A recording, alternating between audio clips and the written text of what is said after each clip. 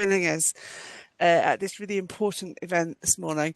I, for one, am absolutely delighted to be on an event where the name really does tell you on what it does on the tin, because Tonic Housing does two things. It does a very serious job of and unique job of highlighting the housing needs of those of us who are now, I can say now, in the older LGBT community. But it also does that other thing. It lifts the spirits. And when the world is a very dark and dangerous place for all of us, it is incredibly important that we have these beacons of light.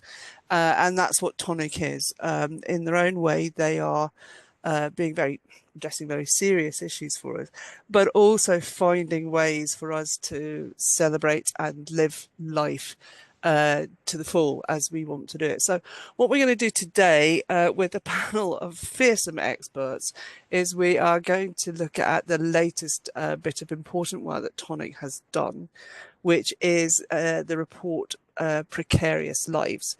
And I would say a sort of groundbreaking report, one in the great tradition of work in the field of older LGBT issues. For those of you who, some of you may know, some of you may not, that really it was in housing that the whole issue of complete underrepresentation of older people within the LGBT community was first addressed. It was a little organisation called Precarious Housing, a bunch of LGBT housing officers who sat around and got together and thought, well, what are we all going to do when we get older? And they began the process that was then subsequently taken up by people like Age Concern, who I work for, to begin to properly address and highlight issues in the lives of older LGBT people. So this is part of this is a next step in a long tradition. I'm sorry, I should have said, for those of you who don't know, I'm the Baroness Barker. My pronouns are she, he, and I am officially a lady. So there you go. And I am really delighted to have had an association with Tonic going back quite a long way, and to be chairing this event. It's a great report. I got the chance to look at it a couple of weeks ago, and I thought I knew all that there was to know. Well, I don't. There are some really, really interesting, shocking, and thought-provoking statistics in here. I'm going to leave it to our experts and the people who've really done all the hard work to go into them. But I suppose what I would say is that the extent to which members of our community who have always lived on their own resilience, because they haven't had so many people around them, so many good strong familial networks and so on, the extent to which they have coped on their own is, on the one hand, something that we ought to be proud of, but on the other hand, something which is now turning out to be very, very dangerous for people, because they don't have the safety nets that other people do. So what we're going to do this morning is, with the experts, we are going to delve into this report in some depth, and we're going to, as ever, look ultimately at what our response should be as a community. Now, two things I've learned this morning in our technical run through: the how to do captions. So those of you who want to do the captioning thing, you go to the bar at the bottom of the Zoom and it comes up and it says captions. You just hit that and then you will get everybody's words printed out below them. So that's exciting for me, and I hope for you too. And I hope you will pay attention, as we have our 5 speakers who are all going to take us through different aspects of this subject. We're going to kick off with Anna Kear. Anna is the CEO of Tonic Housing. She's been a long time worker in this field of older LGBT housing, and she's been absolutely instrumental in the setting up of the Bankside project, which some of you know about. So, Anna, I'm going to take it over to you to do an introduction to Tonic and the report. Take it away.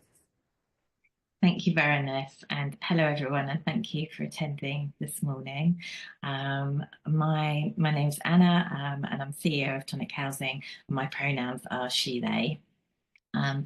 Tonic is a community-led charitable housing association. It's run by and for older LGBT people.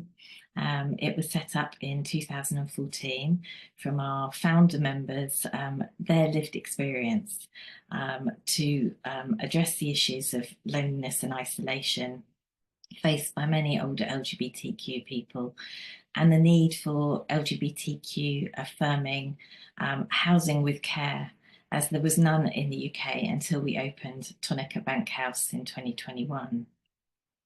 So Tonic's mission, and thank you, Baroness, for giving us, the balance in terms of that, a very serious mission, but accompanied with the joy of our community. And it's about balancing those key things. And our mission is about creating vibrant and inclusive urban LGBTQ affirming retirement communities where people can actually share common experiences, find mutual support, and enjoy their later life. Tonic also works to amplify the voices of older LGBTQ people on their housing, care, and support needs. We worked collaboratively with Stonewall Housing, Opening Doors, and the University of Surrey to undertake an important piece of community-led research that led to the report called Building Safe Choices 2020. And in that report, we aim to capture the voice of the demand of older LGBTQ people in London, and to better understand people's housing, care, and support requirements. And that research also found significant proportion of LGBTQ elders with very low incomes, no savings, high levels of disability, and a lack of any care and support. So when Opening Doors sadly ceased operating in February 2024, Tonic was asked to take on Precarious Lives research project because of that historic background of working together collaboratively in the area of research. And we were very proud to be able to take this on and facilitate the completion of this important piece of work and the launch of this report today. So on behalf of Tonic, I would like to thank the following people. Trust for London, they had a 3-year funding commitment to this project, and they were very flexible in terms of transferring that to Tonic for the final year and completion of the project.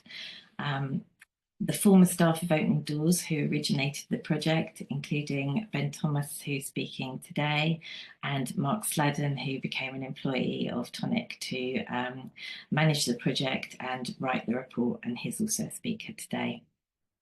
And also the panel of specialists in the advisory group, including the 2 other speakers we've got here today, Sarah Wilkinson and Rob Berkeley.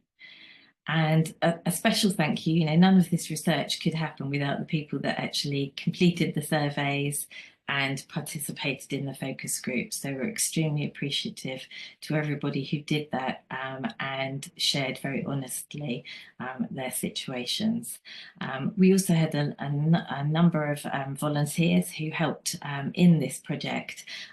They're actually all listed in the report itself, but I'm not going to read through everybody's names right now. And before we go on to hear from the speakers about the detail of the report, I would like to just finish my introduction with highlighting the approach that we've taken to the report's recommendations. The report's conclusion finally calls for a London-wide community-led strategic action plan to address the issues identified in the research. And that's because we feel that it's only through collaboration between LGBTQ community organisations, older people's charities, local authorities in London and the Mayor are we likely to effect meaningful interventions for those facing the most acute discrimination and disadvantage.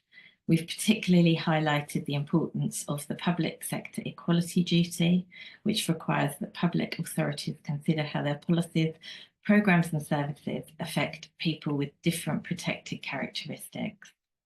We've also stressed that funding needs to be identified to facilitate the creation of this plan and to implement the agreed actions. The LGBT community organisations need funding to operate and to lead the change. With Opening Doors service sadly closing due to lack of funding, those of us working with LGBTQ elders are acutely aware that investment in research and raising awareness needs to lead to action, and that action is most likely to be effective if it is community-led. So thank you very much, and I'll hand over now to Mark, the next speaker.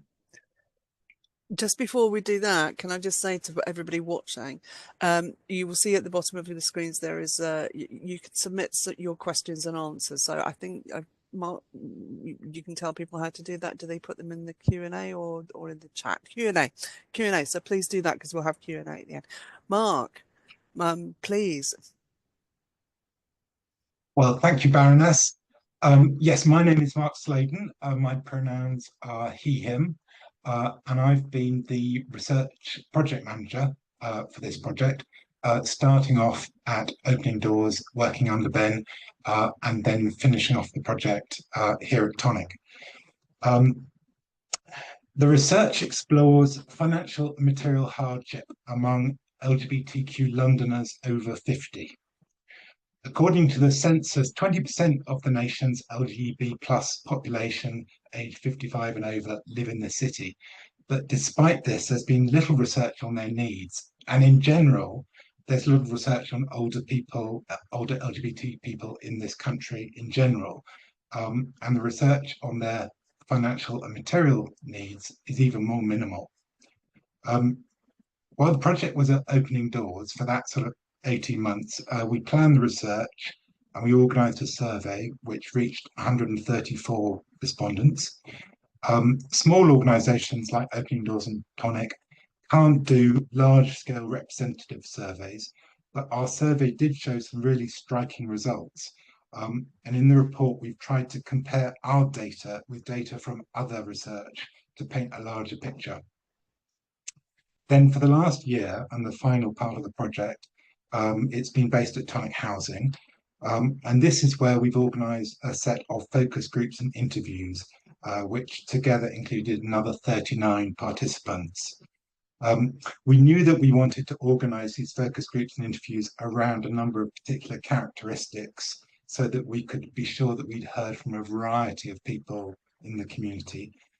So, for example, one focus group was with lesbians, another was with trans and non-binary people. And we put out a call for participants and we got a really great response. And then what we asked these people to do was to answer some questions so that we could be sure that in the focus groups and interviews, we would prioritise people who were in more precarious situations. And when we did that filtering, it produced a cohort that was largely people of colour, which in itself was a really striking finding. We always knew that intersectionality was going to be a really important kind of part of the findings, but I think this was a really important kind of signpost to what would emerge in the research. And I think those voices have been really kind of important in the report. I'm not going to quote those voices in this presentation for reasons of brevity. I'm going to be focusing a bit more on the facts and figures, but I really would encourage you to read that report and to kind of hear those voices. So when we analysed our data, we were looking for particular reasons why older LGBTQ people might be vulnerable to hardship, and four main themes emerged. The first is discrimination.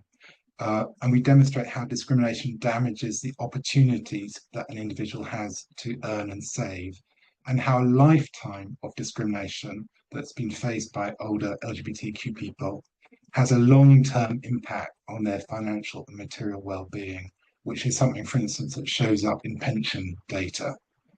And here it's important to convey generational experience. And this is one of the things we've really tried quite hard in the report to do, because LGBTQ people who are in their 50s, 60s, 70s and older grew up in times when discrimination was historically high. And, you know, to just give a few examples, from the 50s to 70s, conversion therapy for homosexuality, including electric shock treatment, was an accepted medical practice. In the 1980s and 90s, you have the peak of the AIDS crisis, which leaves a big legacy of loss and trauma. And then from the late 80s to the early 2000s, you have Section 28, a really pernicious piece of legislation which prohibited local authorities from promoting homosexuality, including its acceptability as a family relationship. One result of discrimination can be social exclusion, which has a particular impact on an individual's financial and material opportunities. But another result can be damage to physical and mental health. And if that results in disabilities, then those disabilities themselves can attract further discrimination and disadvantage. But in addition to the historic experience, we also show in the report that the impact of discrimination has been and continues to be worse for particular groups. And one of these groups is trans and non-binary people. And research shows that public acceptance of trans people has actually gone backwards in recent years. And by adopting an intersectional framework, we demonstrate that people are especially vulnerable if they are subject to overlapping areas of disadvantage.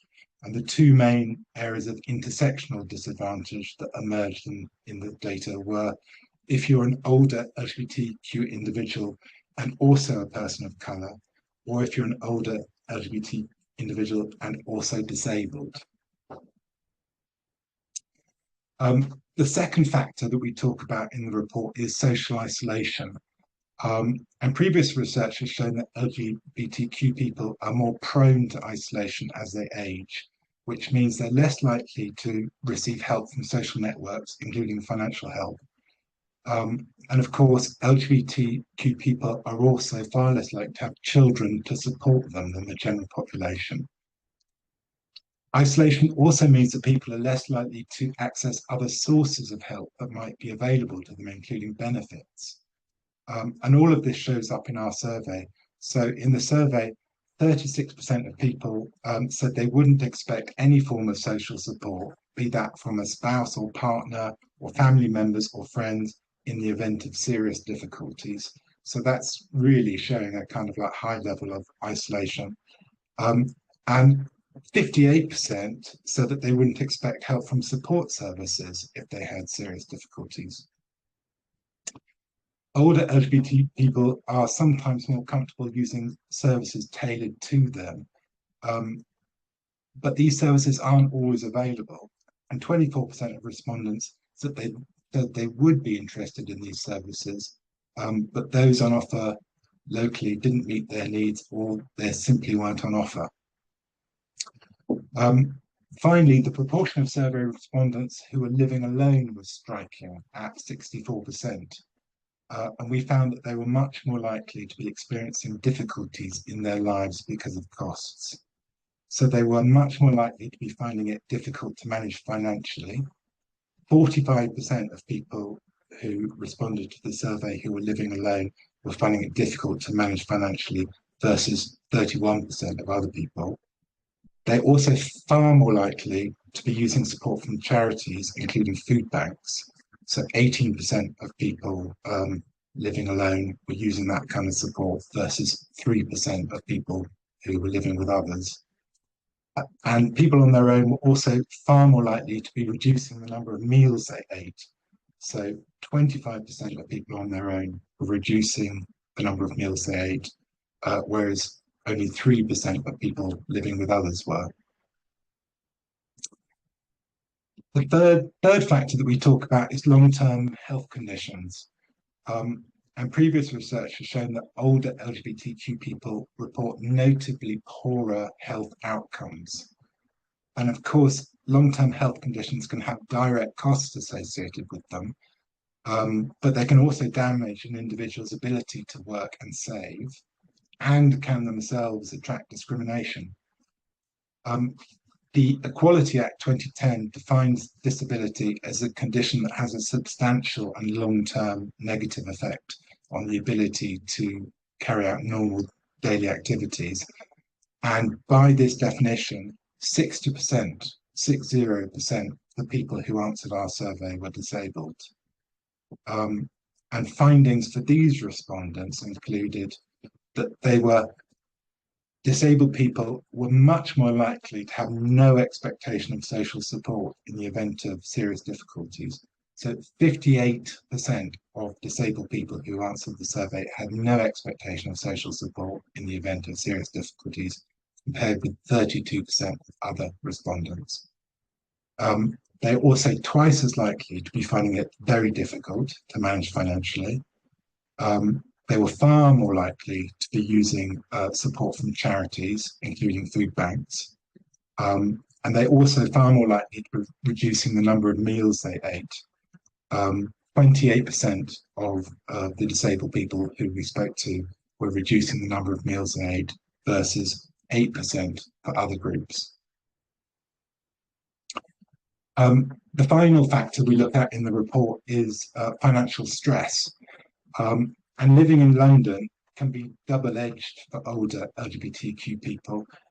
They belong to generations for whom the capital offered a relatively tolerant environment and a place where they could find community. But living in the capital comes at a high financial cost. And a large proportion of the people who answered our survey were in households where the income was less than £15,000 per annum, which is less than a recognised minimum for a socially acceptable living standard in London. And among these people who are living on less than 15,000 household income, all these things were showing up. So they were twice as likely to be finding it difficult to pay their energy bills. They were far more likely to be using support from charities, including food banks. And again, they were far more likely to be reducing the number of meals they ate. 38% of people in a household with less than 15,000 income were reducing the number of meals they ate versus 10% for other people. And one group that was under particular stress was older people who were below the state pension age, i.e. between 50 and 64. And they were 50% more likely to be finding it somewhat or very difficult to manage financially. 44% of the people we spoke to in this younger bracket between 50 and 64 were having those problems. And this echoes other research which shows that the state pension appears to ease financial disadvantage in ways that working age benefits don't. And another group under particular strain were private renters. National data for older people shows that older private renters spend almost half their income on rent. And London, it should be noted, has a high proportion of renters in comparison with other parts of the country. And in our survey, people living in rented accommodation were 3 times more likely to be finding it difficult to manage financially than homeowners. So 62% of the people in private rented accommodation we spoke to were finding it difficult financially versus 19% for homeowners. So overall, our research demonstrates that a substantial number of older LGBTQ individuals in London are experiencing significant financial and material difficulties. Discrimination limits opportunities to earn and save, and lifelong discrimination impacts the financial and material well-being of many older LGBTQ people.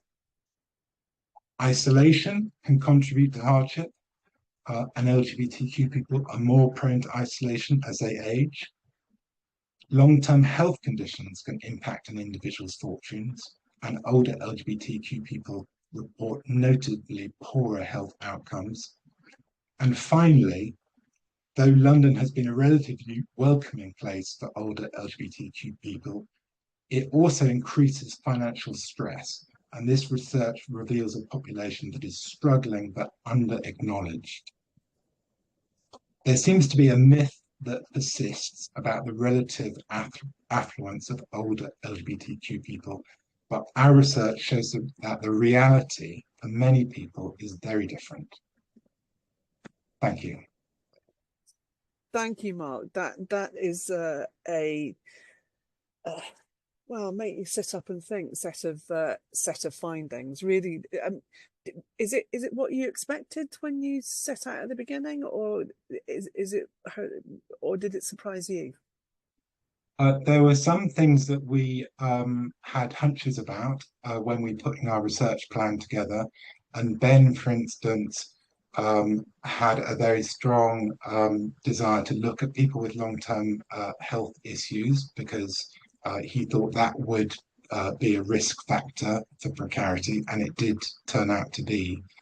Other things, I think the kind of the data around intersectionality, I think, really emerged very strongly, and I think that's now a very big part of the story.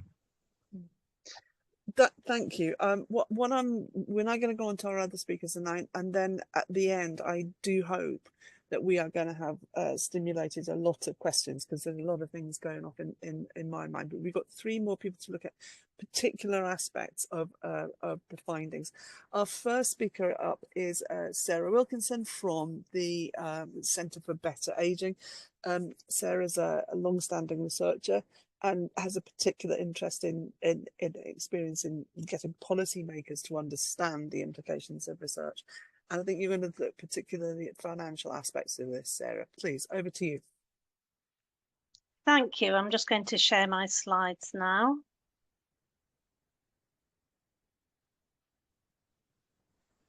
So hopefully you can see my slides. What I'm going to do is I'll first of all just introduce who I am, Centre for Ageing Better. But really what I want to look at is how some of the findings in Precarious Lives are reflected in what we know about financial hardship from nationally published statistics, which really kind of boosts the findings, I think, that even though the sample was quite small, it kind of really highlights some of the things that we're finding in other sets of statistics as well. So first of all, Centre for Ageing Better. We are one of the What Works centres, which were set up to improve the way government and other public sector organisations create, share and use high quality evidence in decision making. And what we do is we're working to make our workplaces, homes and communities inclusive of older people, as well as building an age-friendly movement so that society sees ageing in a more positive and realistic way. So first of all, when we think about financial hardship, we have to think about how that might be measured. And this isn't straightforward, and how best to assess this is contested in political and policy circles. And I'm not going to go into those debates here, but I'm going to look at a couple of different ways that we can look at financial and material hardship and what this tells us about ageing and how financial hardship has changed over time. So first of all, a common measure that people are probably aware of is poverty. And the way that we often look at this is the relative poverty rate. And this measures the percentage of people who receive less than 60% of the median income, i.e. the midpoint of all incomes. And this chart shows the percentage of people in each age group who are in poverty after housing costs are taken into consideration. And chiming with the findings in Precarious Lives, people aged 60 to 64 just before retiring have the second highest adult poverty rate after 16 to 24-year-olds. But this rate does drop when people reach state pension age, as people start to receive state pension, which is higher than working age benefits. That's one of the reasons. And the effects of this were demonstrated when increasing the state pension age by a year to 66 between 2018 and 2020 actually pushed up the poverty rate for 65-year-olds who could no longer receive the state pension by 14 percentage points. So that just shows how important the state pension is. Once people do retire, poverty rates then steadily increase as people age, partly due to lower rates of the old state pension for many, but also we've seen people living alone are more likely to live in poverty, and this obviously increases as people age. So some trends then in pensioner poverty and material deprivation. So we've just talked about poverty, and the purple line here shows poverty rates, and that for pensioners around 2011, 2013 was the lowest rates of poverty, which was good news. And it's increased a little since then and has recently dropped to 16%. So we might think this is more good news, but this isn't necessarily the case, because as I've already explained, poverty rates are a sort of relative measure in relation to other people's incomes, and that's not necessarily how people experience financial hardship. At an individual level, people experience that by not being able to buy the things they want to buy and do the things they want to do, which is about affordability, which of course also depends on costs. And this is where material deprivation comes in. It's a measure of the percentage of people who do not have the income needed to sustain a basic acceptable standard of living. And the green line on this chart shows that this has increased from 5% in 2020-21 to 8% currently, following a period of high inflation and the cost of living crisis. So material deprivation across all pensioners is actually increasing. But for the rest of this presentation, I want to focus on financial inequality in later life.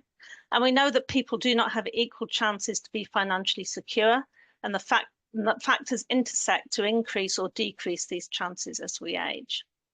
As Mark said, we actually know very little about LGBTQ plus people, but one recent source where there has been some statistics produced is the Scottish Widows Retirement Report, which showed that LGBTQ plus people of all ages were twice as likely as others to report that they had a low or unreliable income, and this is backed up in the Precarious Lives findings, which had many testimonies about employment discrimination and disrupted employment histories.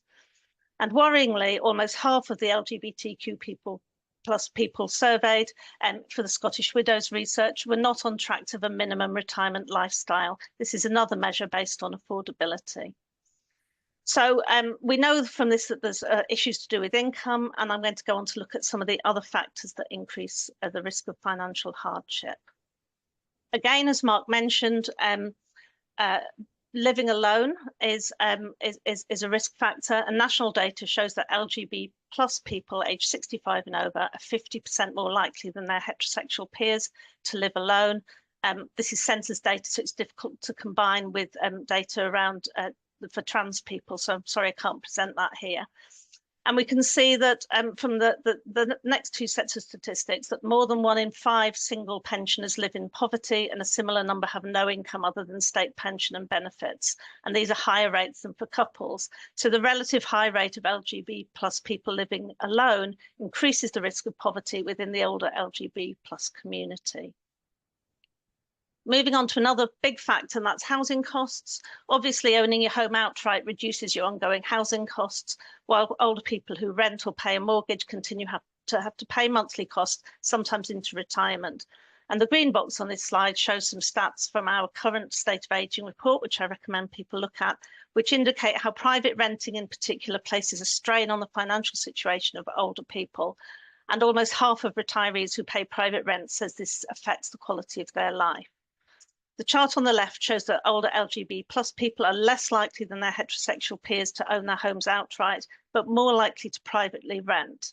And almost 1 in 10 LGBT plus people pay private rental costs into retirement.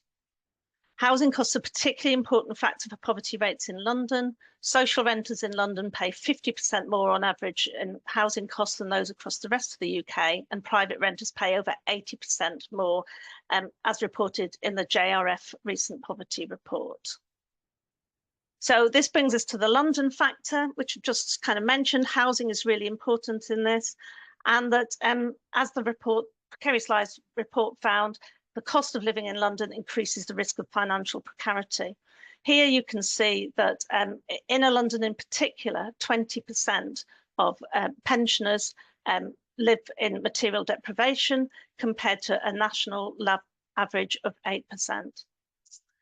And one of the reasons for this is intersectionality, and it's really important to consider that there's great diversity among older LGBTQ plus people. London, and especially inner London, is home to a much greater proportion of older people from Black and minority ethnic backgrounds than the rest of the UK, which is one of the factors that contributes to greater financial precarity. So ethnicity intersects with other factors, including sexual orientation, gender identity, gender and disability, to create disadvantage or advantage. And the specific statistics on this slide showing that people with Black backgrounds are much more likely than people with white backgrounds to live in poverty were chosen to reflect that Precarious Lives focus groups involve many people with Black backgrounds, but the gaps are even wider for people from some South Asian backgrounds. And the Precarious Lives research evidences how racism, as well as heterosexism and or transphobia, impacts people's financial prospects. We know that systemic discrimination throughout the life course accumulates, so it's unsurprising that the effects of this might be felt most keenly in later life. And we also know that disabled people are more likely to live in poverty in their working lives, and this persists into retirement, as shown by the second statistic on this slide. A high percentage of participants in the Precarious Lives survey were disabled, and these participants, as Mark has outlined, were much more likely to report financial difficulties. So this does reflect the national pattern of statistics and what we know, and it just shows that things that are happening within the LGBTQ plus community in terms of risk factors are part of a bigger picture of inequality across the UK. These statistics reflect the findings of Precarious Lives report, therefore, and that particularly that the discrimination faced by disabled people and people of colour, along with trans people, has an additional negative impact on financial well-being. So finally, I'm going to talk about what needs to happen, and these are recommendations from Centre for Ageing Better, so they're not recommendations from the report. So one of the things that we say needs to happen is we need to give older people an independent champion focused on reducing inequalities in ageing. We need to pause proposals to increase the state pension age to avoid dragging more older people into poverty. We need to review state pension levels and associated benefits, plus increase the uptake of pension credits to ensure fewer pensioners are forced to live in material deprivation. And we also, those are things at a national level that we're asking national government to do, but at a local authority level, we're asking local authorities to consider how they will meet needs of an increasingly diverse older population, including LGBT communities, for example, through age-friendly initiatives. There's a link there to a blog, and I'm sure we can share these slides afterwards. There's a link there to a blog that we've done, which is kind of busting myths of that older people are all sort of wealthy boomers, so we're challenging those myths. And I'd also ask you to look out for our new State of Ageing, which will be published in March 2025. There's a list of references that I've used for the data in this presentation. And I just want to say thank you, and do get in touch. I think I didn't say my pronouns are she, her.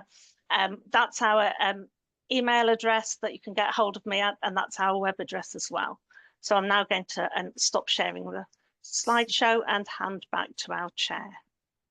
Thank you, Sarah, and thank you for sharing. There was an awful lot in there, an awful lot about the extent to which we reflect more general trends within ageing, but then particular things which are perhaps more accentuated within our community. So thank you very much for giving us that perspective.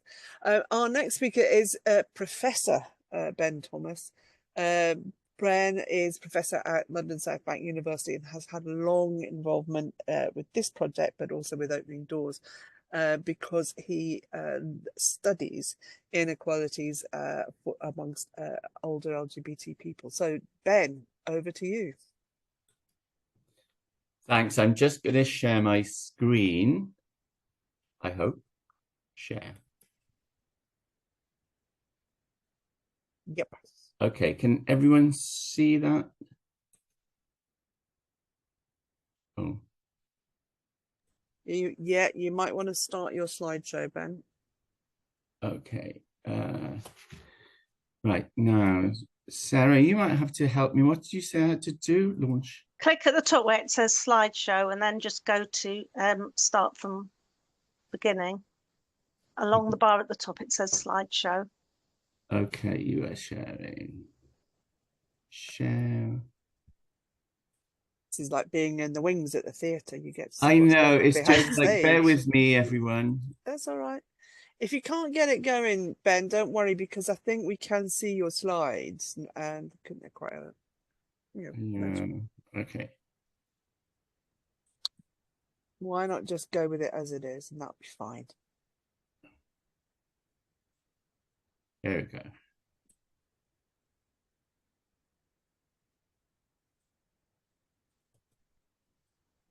Oh, that's a shame. It's not doing it.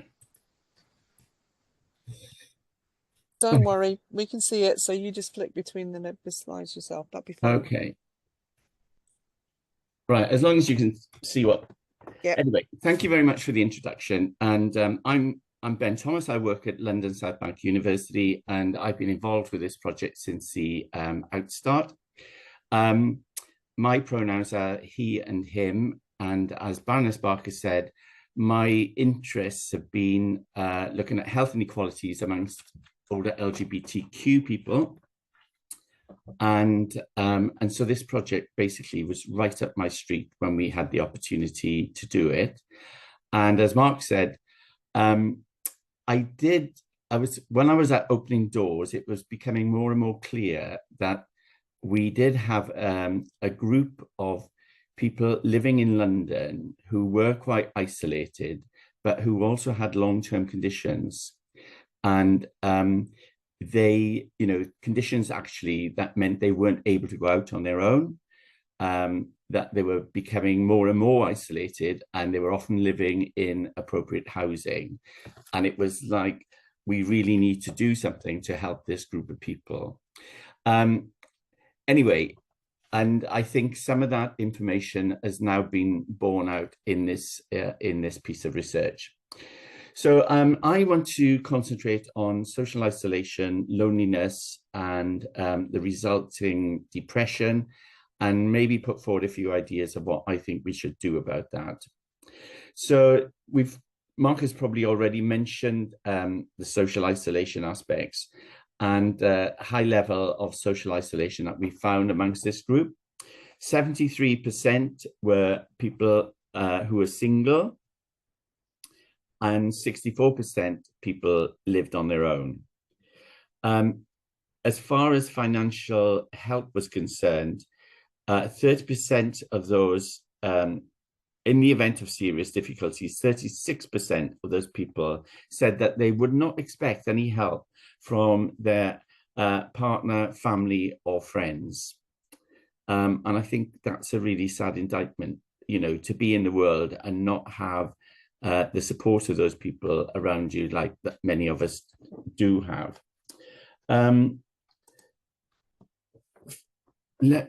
Sorry about this, I'm losing my place. Right. Okay. So isolation was a significant factor for financial and material hardship. And isolation meant that people are less likely to receive help from their social networks, as I've just said, including financial health, and they're less likely to access other sources of help that may be available to them, including benefits. And I think that is something that we as a community could easily rectify by providing information about what is available for older people in the LGBTQ community. I mentioned that 64% of people were living on their own, and Mark has already highlighted this, that much more of those people are likely to find it somewhat or difficult to manage financially. And far more of them are likely to be using support from charities, including food banks. So that was 18% of those people who were living on their own. And they were far more likely to be reducing the number of meals that they ate. And again, I think, in 2025, it's a bit of a sad indictment that we have people who are in the older age group that are not able to have proper meals and are cutting back on the meals that they eat. So I want to look at the links really between, because we you know, we sort of talk about loneliness and social isolation as if they're the same thing, and they're not, although they are very clearly linked. And what the report found, like other reports, that LGBTQ people are more likely to experience loneliness compared to their heterosexual peers.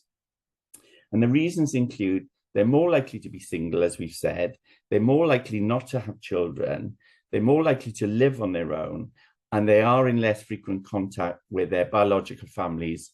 And of course, that leads to greater risk of social isolation. So I've come up with a diagram that I'm going to stop sharing, and then I'm going to share again to see if that works. And then I'm going to share again.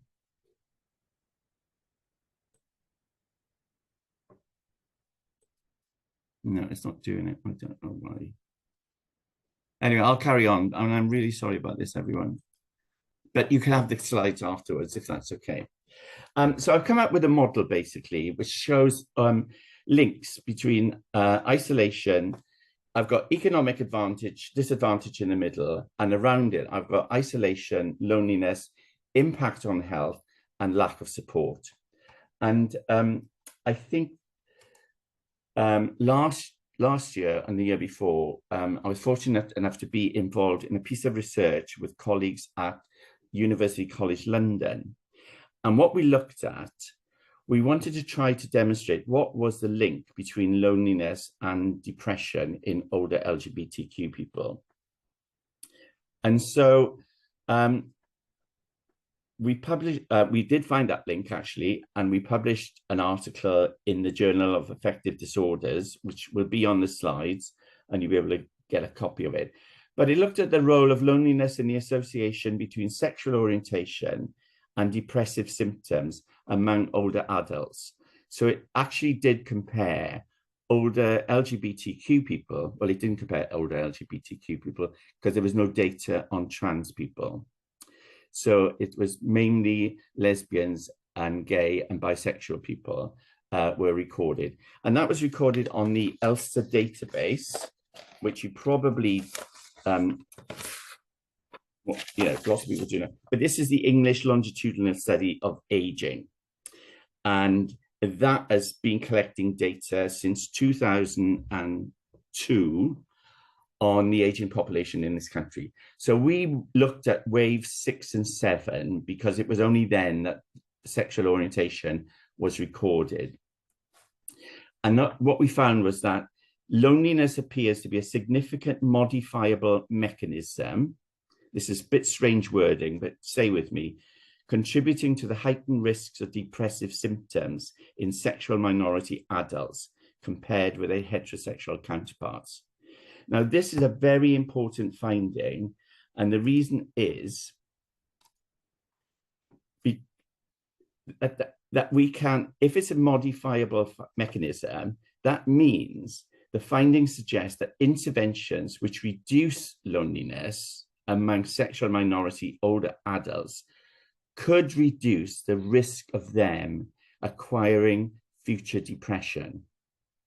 And when you think of the high incidence in depression amongst older adults, that is quite a significant finding, which means that we could, if we had the wherewithal and if we had the budget as usual, we could actually do something to prevent older LGBTQ people from suffering depression. And that, of course, has got financial implications as well. And what we've suggested rather tentatively in that piece of research is that, we need to be looking at community engagement. We need to be making more of video communication. We need to be making more of telephone befriending and social prescribing and online support. So there is a whole host of things that we could be doing that, and I know that already some organizations are already doing that, but we need much more.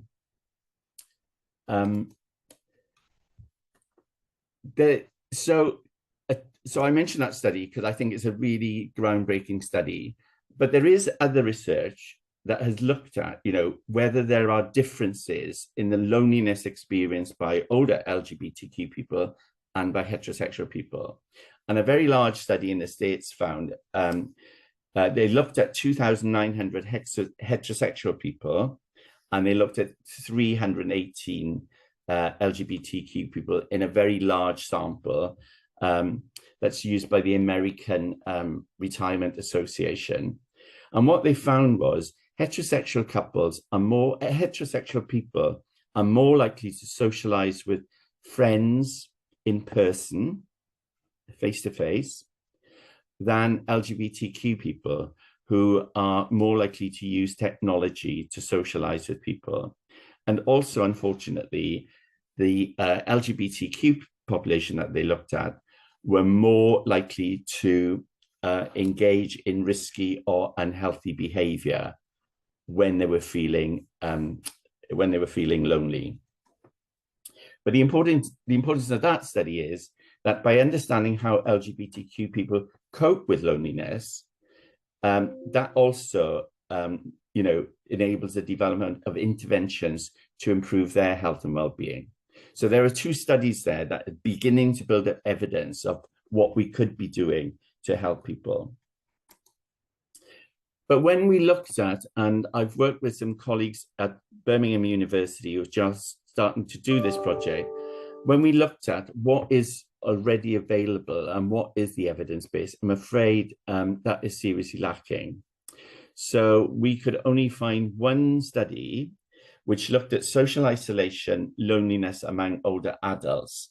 And that was an Australian study.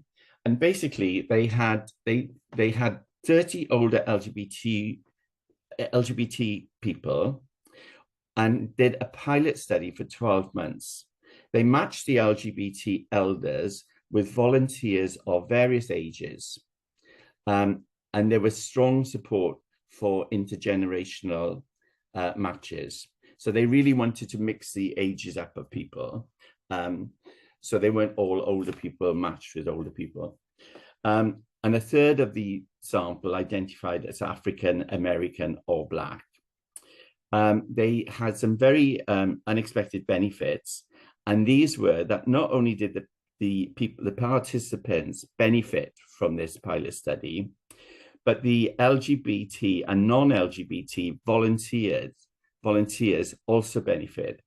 And it included reducing loneliness amongst them and creating a much greater sense of community. So that was the only study at the moment that we could find that actually showed the benefits of a telephone befriending service. So obviously I'm going to end with Anna's already mentioned some recommendations, but I would like to end with some recommendations for future research.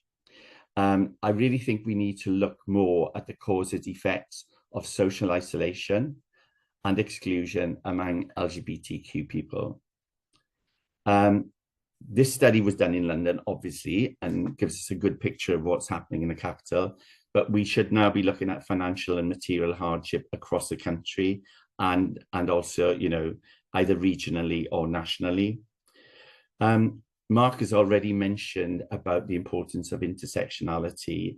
And, I think we all realize now what a diverse group LGBTQ community is.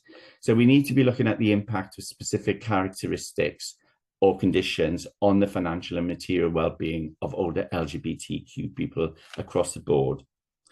And we would concur with larger studies that reflect the policy of the most recent census and gather data on sexuality and gender identity, so that more data on LGBTQ people becomes available and can be compared to the general population. So I do apologize for not being able to share my slides. They will be available for you, but I would just like to say thank you very much for listening, and also pass back to Baroness Barker. Thank you so much, Ben. That was really, really fascinating. And some of your colleagues have put some of the links to that study, particularly the American one, in the chat. I think that's thank you. There's a lot in that too that people may want to go off this afternoon and have a look at. finally, last but absolutely by no means least, Dr. Rob Barkley, well known for looking at being active in researching, but also amplifying the findings of research about inequalities in the United Kingdom and the effects of them. Now these development at blackout.com, I hope I'm going to say it correctly, but previously worked for the Runnymede Trust and other organisations. So Rob, please take it away and amplify it in your own ways. Thank you, and it's a real pleasure to comment really on this report and to be involved. I was going to try and paint a really kind of elegant pathway through this, and I'm not going to do that. I think actually tussling with some of the challenges that this report presents would be a good activity for all of us who are here, because I'm still trying to really understand what the implications are of this report, but also want to emphasize the importance of it. So rather than continue or try and give you a context which looks at all the numbers and plots the patterns of inequality, I want just to share some of the thoughts that bounced around for me in the process of supporting Mark and the team in delivering the project. And when Mark asked me what I wanted to talk about, I said, what's front of mind right now for me is the real challenge we have with making policy, which is very much 2D, that impacts on lives which are very much 4D, which have histories, which have potential futures, which who are affected from all sorts of angles that we don't really find space to consider, because we want to have a policy win. We want to think that we're making progress, as if that happens in a linear manner. So, and why am I thinking in this kind of space? It's partly because I qualified to become a subject of this report. I was 50, which I guess was a cut-off point for engagement with the as a subject. During the process of being on the advisory board, I also moved home from living 20 years with just myself, back to care for my parents. So now I have people in my household, so I'm not quite as single as I was. And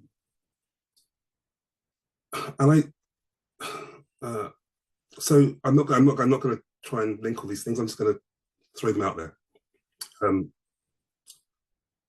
Firstly, when we were undertaking the focus group, it was a really fascinating experience, and I got a huge amount out of it, and I really enjoy facilitating qualitative work. What I thought was at the time was odd was that Zoom seemed to be down.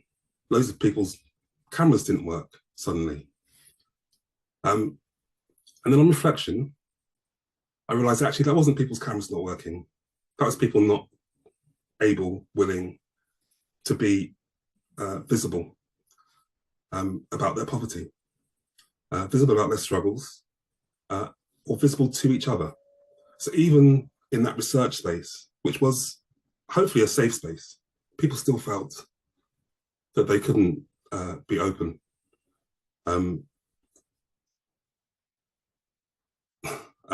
I was struck by how guarded people were about what they want to share, but also how they warmed up in the process. When they started to feel safe, they were able to share. And the insights that you read in the report that Mark so skillfully has constructed or presented for us, I think are indicative of conversations that aren't happening but need to happen more. At the weekend, I went back to a rugby club that I played at. I was last there about 15 years ago. And it's not a rugby club, it's a rugby club in a very working class area, and we'll regularly put out rugby teams which are 3/4 Black and Asian. And we were remembering somebody who had recently passed, who had been club captain, and people were telling stories about the way in which he had managed to find people work. He had managed to, when people were running out of cash, suddenly managed to scare up a few pints for them and help them out. And I was reflecting quite how important it was for me to have that social club 15, 20 years ago in an unexpected space where I was accepted, where I was, where I knew people had my back. And I wondered where those spaces are for us now going forward, when our pubs and clubs are closing, when those pubs and clubs may not be as relevant for people who are older than they are targeted on youth. Where are our social spaces, and why, in a world in which we are supposedly much more connected, are we so disconnected?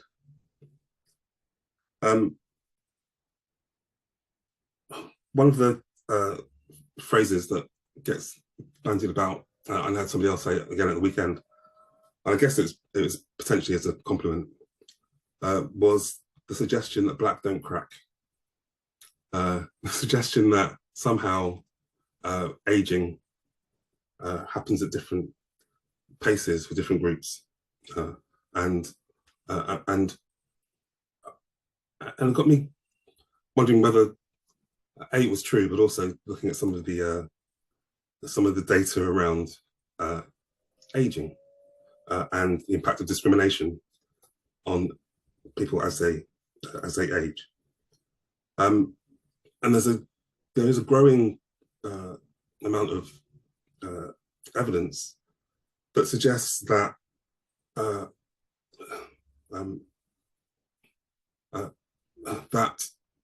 racism has a weathering effect on people, so that their neurobiology is affected by having experiences of discrimination in the past, which leaves them in a situation where they're regularly thinking about that discrimination and much more present in their lives. And I wonder about the impact of trauma from the past, of racial trauma, but also trauma of exclusion around LGBT exclusion, and how that impacts on us, and how we carry that, and where we have opportunities to leave that and to heal from it and to move on from it. If moving on from it is actually possible. So again, I'm wondering where are those spaces? Where and how are we creating a civil society that might be an answer to some of these challenges around loneliness, and its impact on our health. Yesterday, the Civic Power Fund published their third report looking at where social justice funding goes. And increasingly, social justice funding, it seems, or things that people are referring to as social justice funding, ends up going into service delivery. And that is partly around the impact of austerity, but it's also about what's easier to fund. And often it's easier to fund if you've got evidence. And evidence is what maybe has been missing from some of our discussions in the past, or evidence that qualifies for funding, as opposed to evidence which is community knowledge, which we might hold. And the Civic Power Fund yesterday reported that very little funding is going to LGBT groups, very little funding is going to groups focused on racial justice, because they're seen as big issues which are systemic and therefore very difficult to address. So it was 9 years ago that we started our work at Blackout UK. And we started on the basis that we wanted to, my motivation for it was based on this poem by Essex Hemphill called For My Own Protection. And I wonder now, even 9 years later, as we do a kind of refresh and going into our 10th, whether we have our organisations and support in place for our own protection. So I'll finish with Essex's words. He says, "I want to start an organisation to save my life. If whales, snails, dogs, cats, Chrysler and Nixon can be saved, the lives of black men are priceless and can be saved.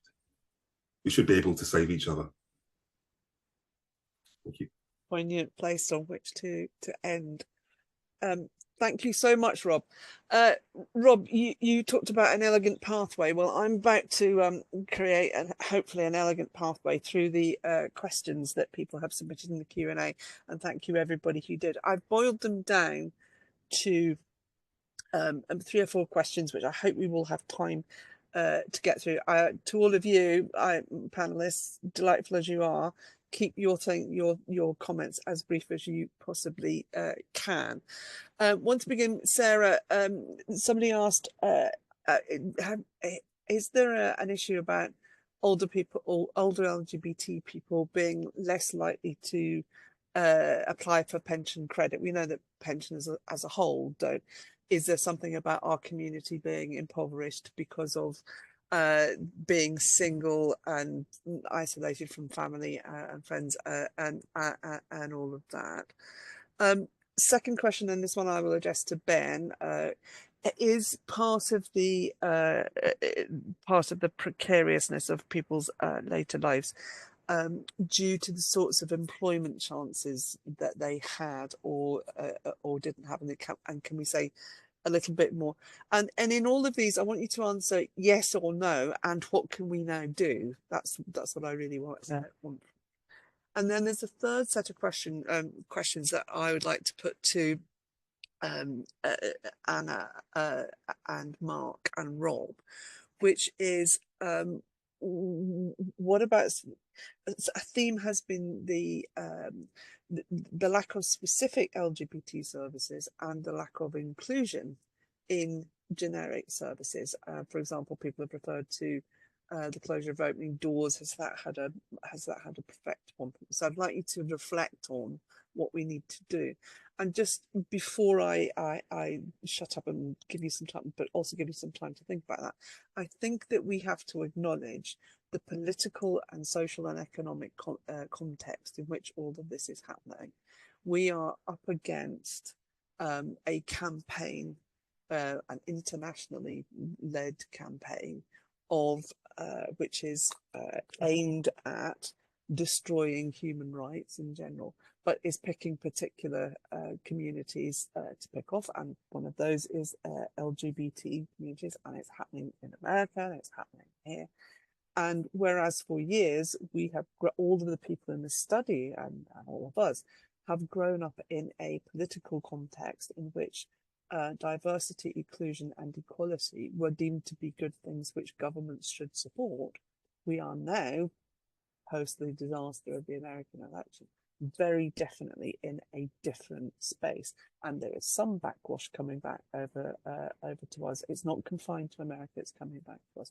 So, all of us, what are the implications of that, and what do we have to do in order to take these findings but turn them around into something positive for our community? So, Sarah, over to you first of all for the pension question. Yeah, that's an interesting question. I don't think we have specific data, as in quantitative data, on whether LGBTQ people are less likely to apply for pension credit. What we do know is that at the last count, there were 800,000 households across the UK that were eligible for pension credit, around 1 million people who didn't apply for it. And we know that single women were the most likely, the highest number of people, percentage and numbers of people not applying for it is actually single women. Couples are more likely. So again, that's this issue about couples being more likely to be in a slightly better financial position than single people.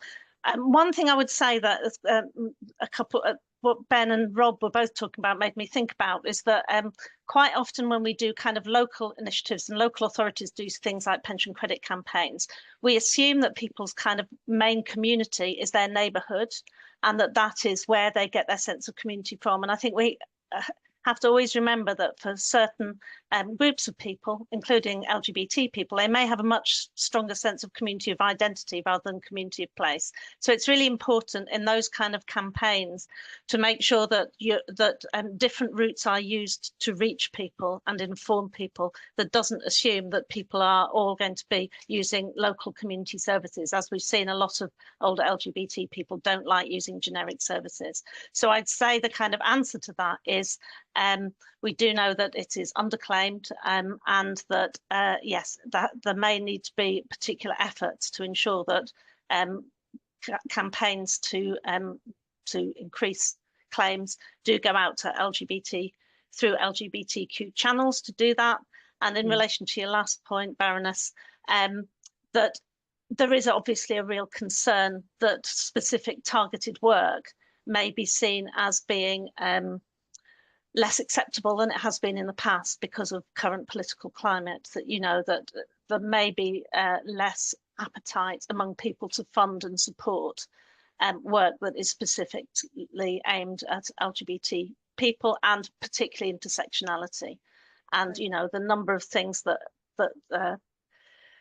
just, you know, on a personal level makes me kind of despair, the stuff I see about, you know, about wokery and all those kind of things, whereas actually what we see is they're trying to redress a long historic imbalance that has gone on in terms of people's access to services and people's lives.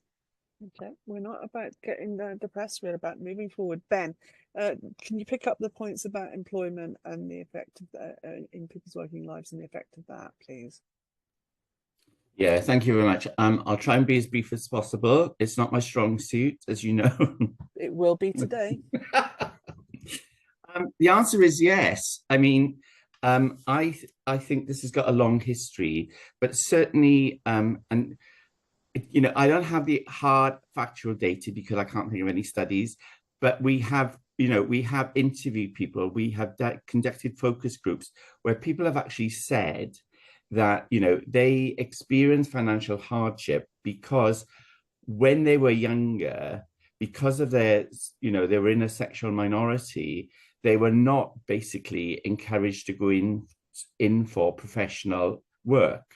So, you know, it was very difficult if you were a school teacher to actually come out. It was very difficult for trans people to transition. And this is still the case today. So if you know, it's a lot better, but I know this from a family member who's transitioning. They are finding it incredibly difficult working in their current employment, and they're actually working in the civil service, but it's not easy for them to transition while they're in that employment.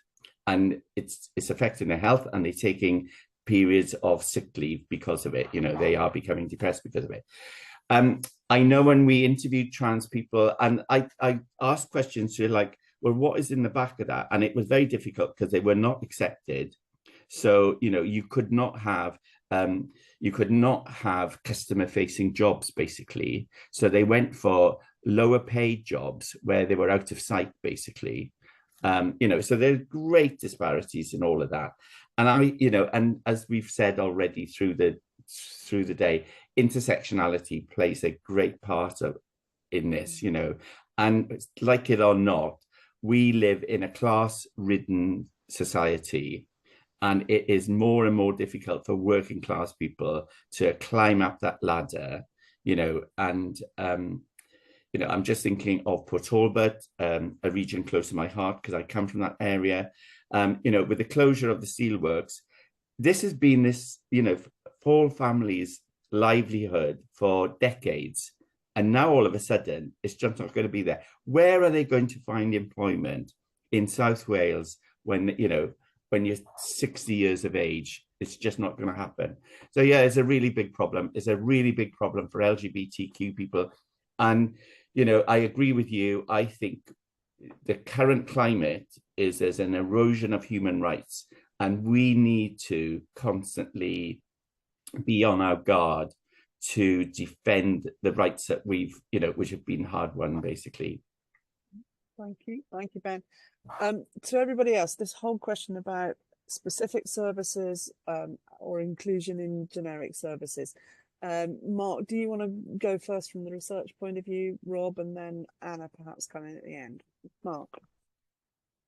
Yes. Well, I think it was quite tricky kind of putting together the recommendations at the end of the report. And I think we definitely concluded that we really do want to see a kind of a collaboration across the LGBT community organisation sector to try to come up with kind of shared solutions, as Anna said. Of course, one can imagine kind of particular services that kind of meet very specific needs, say an advice service that's kind of helping people with their finances or applying for benefits or advice on employment. But I think what the research points to is also kind of like much kind of bigger issues. And I think isolation is really something that kind of runs like a red thread through all of the findings. It kind of, isolation makes all the factors worse. And I think one thing that was very kind of apparent when I worked at Opening Doors in some ways was a kind of anti-loneliness organisation. We did all these activities for older LGBT people, and it's a real great shame that Opening Doors closed. And I would love to see in the next few years kind of like a flowering of different kind of services which are combating loneliness and isolation in our community. I think that in some ways is a kind of way into these issues. Kind of financial hardship is a really complex thing with a whole mix of kind of national and local and individual factors. But I think this kind of question of combating isolation is really a kind of way in, because it seems to me that isolation makes everything worse. Thank you. Rob, I was very struck by your by the way that you mentioned the role of the rugby club and how important that continues to be, not just for people who want to play rugby, but for people who want to belong. And I suppose my question to you is, how do we create within our community those focal points around which we can bring together community resources to build something which is of mutual support? I think people can and do and will want to organise, and there's a kind of real, I see it particularly from my younger members, a real kind of drive to organise, followed by a period of disillusion, right? And that's partly because they can't attract the funding, they're not finding access to the spaces, they're set up in competition with each other, when actually that's not what they set out to be. So where are our civil society networks that hold us together? Where are those For example, if I wanted to find out this weekend what was going on for Black LGBT people in London, I might have to look at 15 or 20 different websites. Who's pulling together all this information? Who is reflecting back to us who we might be, who we could be, or what kind of behaviours we expect from each other? Because solidarity is a habit, and it comes from feeling that you're held, and therefore it gives you an incentive to pay into the pot in the hope that, you know, next time, if you're in need, there might be somebody there for you as well. Rather than seeing all of our relationships as transactional, which would which would suit the tech bros really well if we all just widgets on Instagram and influencers over each other, that would be lovely for them. But for us, I think we need to have richer relationships than that, and they need to be relationships which fit with our lives, and not and not just for the wealthy who can afford to buy them. They should be public spaces that are open for all of us, and that means when the threat arises from our rights being removed, or somebody says that DEI suddenly shouldn't exist any longer, we might be able to turn to each other and look out for each other. I'm not sure yet we've got those structures together. Okay. Thank you, Rob. Anna, we've had a question about taking us right back to housing, about are there any LGBT housing older housing initiatives outside London. I suppose in the question that I want to ask you, you are the CEO of a specialist housing association. It's been very deliberately set up to try and be inclusive and a community node, and as much as just a housing provider. So the question is, to what extent will there be LGBT organisations around the country that are enabled to do that, or to what extent can we work with and expect other providers to be doing that work with us? Thank you. Yes, I think if I start from the origins, I suppose, of the founders of Tonic, they wanted to start with creating an exemplar scheme in London that others could learn from and therefore replicate and offer in different parts of the country, and maybe in different parts of London as well. And the real importance of that is the balance of the understanding, so it being community-led, so it's being created by the people for the people, and continues in that way in terms of residents who've moved in, shaping it, developing it. So it encompasses all of the history, you know, the joy, as well as the experiences of discrimination. It's kind of within its roots of what it's about, in a way that traditional service delivery doesn't really take into account that depth. And I think the Precarious Lives report's a really important piece of work in showing the depth of the issues, but working with LGBTQ organisations and communities to actually see what the solutions are. And they're not always that complicated. Housing is complicated, and therefore, you know, Tonic Bank House has only been achieved because we were able to work in partnership with another larger housing association who had access to much greater funds to do larger developments. But we think we've created a model that is replicable. but replicable in a way that it's not somebody doing unto the community in a way that they think that's how it should be done, but rather working in a very honest partnership approach and respecting the what community-led organisations can bring to larger organisations. And I think that's really the kind of essence of it. It is about working together, it is about collaboration. And it is, you know, to go back to what Rob was saying so eloquently about bringing people together. And actually you're creating so much more from that mutual support and that building of resilience in that way, that I think, you know, we look at these things and think, right, well, how could we do that in such a way? It doesn't cost a fortune, actually. Once you've done some initial investment in mutual support models, actually, it's very cost effective in terms of moving forward. And I think those are the important things that we'd want to take forward in the next stages of this incredible piece of work and what we can actually do to affect change.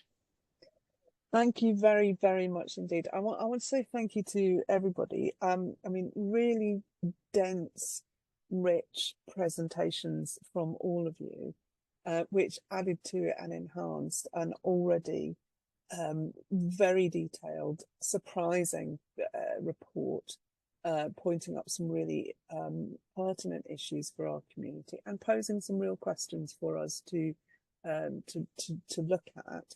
About how in this current age and economic climate we take forward our own community development, given that we are now 50, 60 years on from the initial liberation, and we are now much more diverse in terms of age and our origins and our cultural histories and all of that.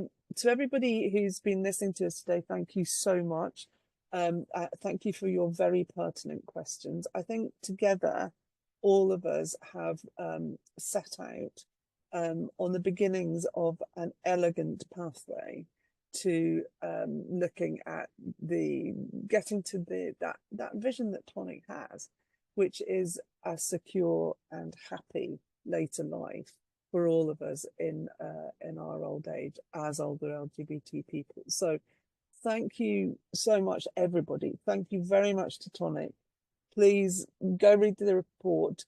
Go take it to all the people that you work with, the community organisations that you know, and say, how do we take this from the paper to becoming a reality? Thank you very much indeed, everybody. And thanks to all the people who sponsored the report and put it together. Have a really good day. Thank you.